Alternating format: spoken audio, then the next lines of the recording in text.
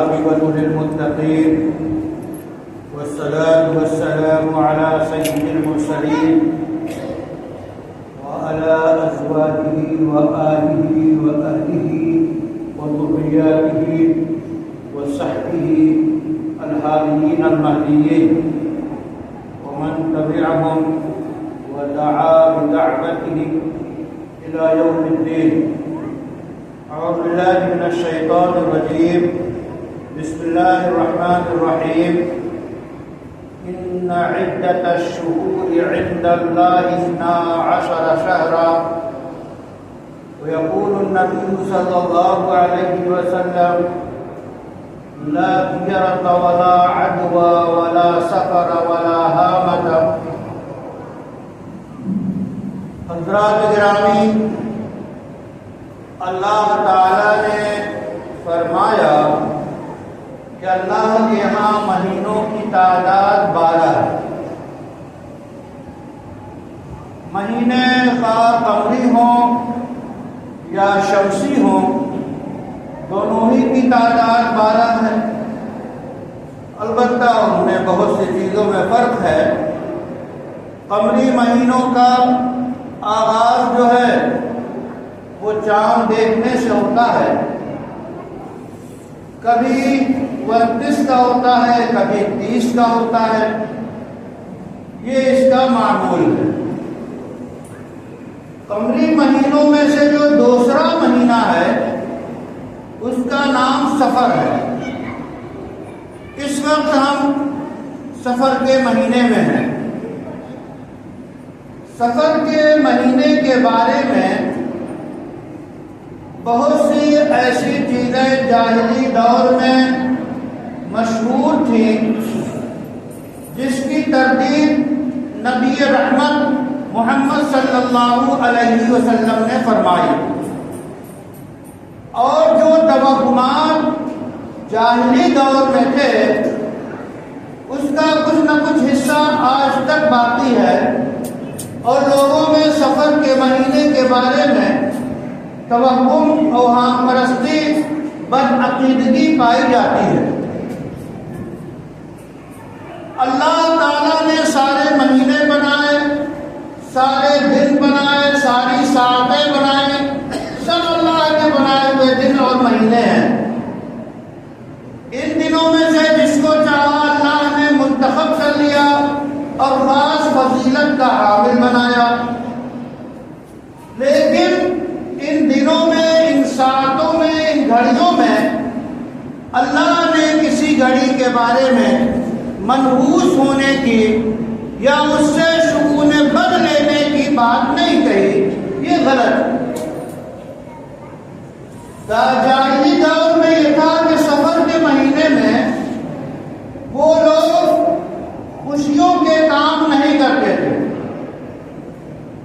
نکاح نہیں کرتے تھے، رخصتی نہیں کرتے تھے، اچھے سفر نہیں کرتے تھے، اور کہتے تھے کہ اس میں جو ہے یہ نحوست ہے. اس نحوست کی وجہ سے ان دنوں میں جو کام کیا جائے گا وہ بابرکت نہیں ہوگا، اچھا نہیں ہوگا. یہ عقیدہ تھا مشرکین مکہ کا. رسول اللہ صلی اللہ علیہ وسلم نے اصلاح فرمائی کہ ایسا کچھ نہیں ہے. لا سفر. سفر کے متعلق جو نحوست، بدشگونی کا عقیدہ تمہارے اندر ہے، اس کی کوئی حقیقت نہیں ہے.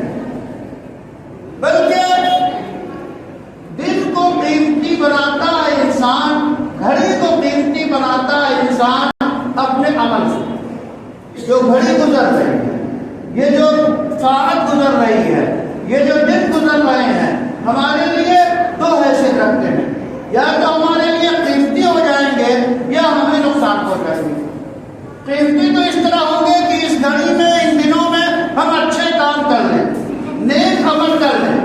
تو جس گھڑی میں نیک عمل اللہ کی رضا کے لیے کیا گیا وہ گھڑی اچھی ہو گئی، ہمارے لیے قیمتی ہو گئی. اور جس گھڑی کو ہم نے یوں ہی گزار دیا، بطالت اور جو ہے وہ اس کے شکار رہے، سستی کے، کاہلی کے، سوئے پڑے رہے، کوئی کام نہیں کیا، تو پورا دن گزر جائے گا. وہ دن آپ کے لیے کارگر نہیں ہوگا، مفید نہیں ہوگا، قیمتی نہیں ہوگا.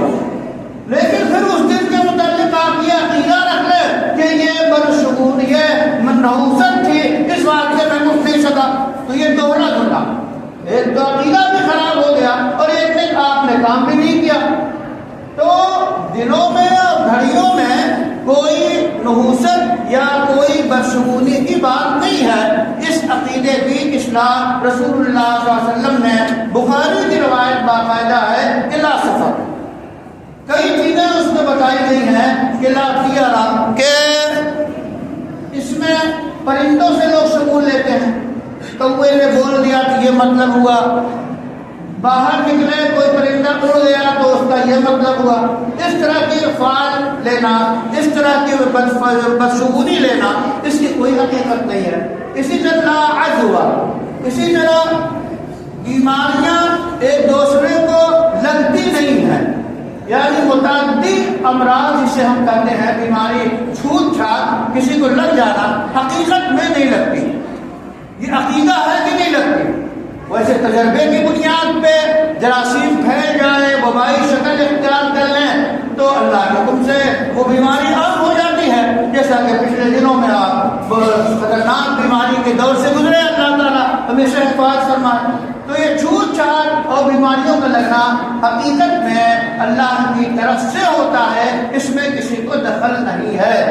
آپ نے اصلاح فرمائی کہ ایک شخص آئے، ایک صحابی، انہوں نے کہا کہ یہ اونٹ جو ہے اس کو بیماری لگ گئی، کھجلی ہو رہی، خارش ہو رہی ہے. تو آپ نے فرمایا کیسے؟ پھر خارش جگہ جو ہے دنوں میں یہ رہا ہے اس کے اثر سے لگ گئی. آپ نے کہا اس کو کہاں سے لگی؟ اسی طرح اس کو کہاں سے لگی؟ ظاہر اخیر میں جو بیماری پیدا ہوئی وہ اللہ کی طرف سے ہوئی. تو عقیدہ یہ ہے کہ بیماری ہو یا شفا ہو وہ اللہ کے حکم سے ہے.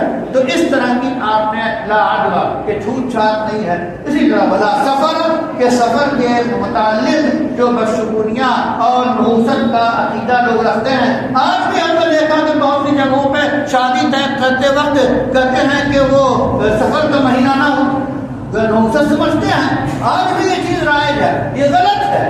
سفر میں یہ کہنا کہ ہم شادی نہیں کریں گے اس واسطے کی نحوست ہے، عقیدے کی خرابی ہے، بد عقیدگی ہے. یہ اس سے جو ہے گریز کرنا چاہیے اور بنائے ہوئے دن اللہ کے سب ہیں، اسی کے مطابق زندگی گزارنی چاہیے. تو اللہ کے رسول نے سب سے پہلے عقیدے کو درست فرمایا اور عقیدے کے مطابق نیک اعمال، اچھے اعمال کریں. آپ تمام حضرات، ہم خاص طور پہ نوجوانوں سے خطاب کرتے ہیں کہ وہ اپنے کو دیندار بنائیں، نیک بنائیں، بھلے بنیں، لوگوں کے کام آنے والے بنیں، اپنے اندر صلاحیت، استعداد، لیاقت، منفعت، قوت پیدا کریں. ملک کو ضرورت ہے کہ لوگوں کو نفع پہنچایا جائے اور لوگوں کی ذہنیت کی تبدیلی کی ایک اہم وجہ جو ہے آپ کا اخلاق، آپ کا کردار. یہ ایسی قوت ہے اس سے آپ چھا سکتے ہیں اور بقیہ سب آپ جانتے ہیں. اللہ سے دعائیں کریں کہ اللہ تعالیٰ ہمارے معابد کی، مساجد کی، ہمارے مقابر کی، ہماری ہر روح کی اللہ تعالیٰ حفاظت فرمائے اور ہمیں